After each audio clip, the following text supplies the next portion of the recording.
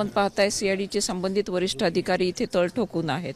आपल्याला त्यांच्याकडनं एक चांगली अपेक्षा करायला हरकत नाही आणि मला असं वाटतं की कायद्याने जी त्यांना वैधानिक मुदत आहे त्या मुदतीमध्ये त्यांनी या प्रकरणाचं जे काही करायचं आहे त्याच्या सगळ्यांना ज्याला आपण म्हणू शकू की कॉन्फिडन्समध्ये घेऊन जर शेअर केलं तर आपल्याला त्यांच्यावरती सीआयडीवरती विश्वास ठेवायला हरकत नाही. पॉलिटिकल एकमेकांवर आरोप प्रत्यारोप सुरू आहेत. विशेष म्हणजे सुरेश धस यांनी धनंजय मुंडे यांना प्रत्यक्ष टार्गेट केले. त्याच्यावर आका कोण या सगळ्या गोष्टी आता पुढे येत आहेत. तुमचं काय एकूण पाहणी आहे की या सगळ्या प्रकरणावर ही व्यवस्था या व्यवस्थेशी कोण इतकं या प्रवृत्तीपर्यंत आणतं? नाही, याच्यामध्ये मी पहिल्या दिवशीही बोलले होते की प्रत्येक वाईट कृत्यामागे कुणीतरी असतं आणि त्या दुष्प्रवृत्ती ज्या कुणी असतील त्या दुष्प्रवृत्ती आपल्याला प्रशासनाच्या मदतीने त्या ठेचून काढायला हव्यात. कायद्याचा जरब वाटला पाहिजे, कायद्याचा धाक वाटला पाहिजे. सुशासन फक्त आपण पेपरवरती न म्हणता ते प्रत्यक्ष इथं बीडमध्ये म्हणजे एक्झिस्टन्समध्ये आहे हे देखील आपल्याला म्हणजे महाराष्ट्राला दाखवण्यामध्ये अपयश आलेलं आहे. त्यामुळे राजकारण याच्यामध्ये असण्याचा सुतराम संबंध नाही. जे काही घडलेलं आहे ते एक लांछनास्पद कृत्य आहे आणि त्याचा जाप एक समाज मन मागतंय. जे काही दुष्कृत्य करणारे आहेत त्याच्या मागे कोणीतरी आहे असं तुम्ही बोलताना म्हणाले. हेच इथं अधिक महत्वाचं वाटतं. नाही, एक लक्षात घ्या की प्रत्येक म्हणजे ज्याला आपण म्हणू शकतो की एक सोशल डेव्हिएशन ज्याला आपण सामाजिक विचलन म्हणतो की या प्रत्येक कृत्यामागे कुणी ना कुणी असतंच ना. जी एखादी ऍक्टिव्हिटी होते तिच्या मागे कुणीतरी असतंच.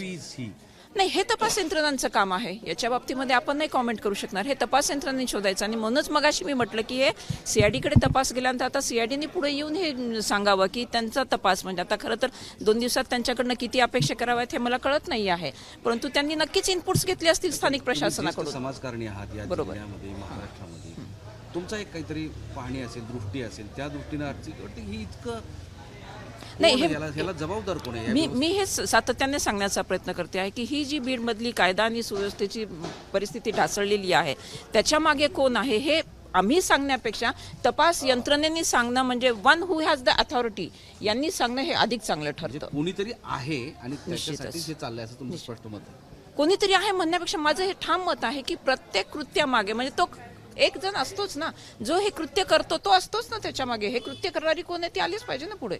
अंगुली निर्देश नाही, असं अंगुली निर्देश वगैरे करण्यापेक्षा मी म्हणते की तपास यंत्रणेनेच याच्यामध्ये कन्क्लुझिव्ह एव्हिडन्स घेऊन पुढे यावं. तपास यंत्रणा कुठेतरी कमी पडते असं पण वाटतं. स्थानिक तपास यंत्रणेवरती तर आपल्याला बोट दाखवण्यासाठी जागा त्यांनी निर्माण केलेलीच आहे, परंतु मी जे म्हणाले की 2 दिवसापासून सीआयडीचे वरिष्ठ अधिकारी इथे तळ ठोकून आहेत. आपल्याला त्यांच्याकडनं बऱ्याच अपेक्षा करता येऊ शकतील. या घटनेच्या आडून काही जण राजकारण करतायत असं देखील आरोप केला जातोय. काय वाटतं तुम्हाला?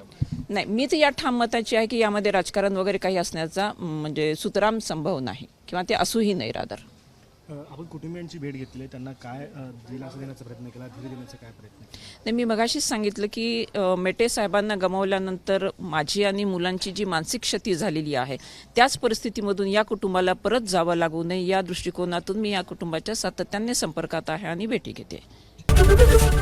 एबीपी माझा, उघडा डोळे बघा नीट.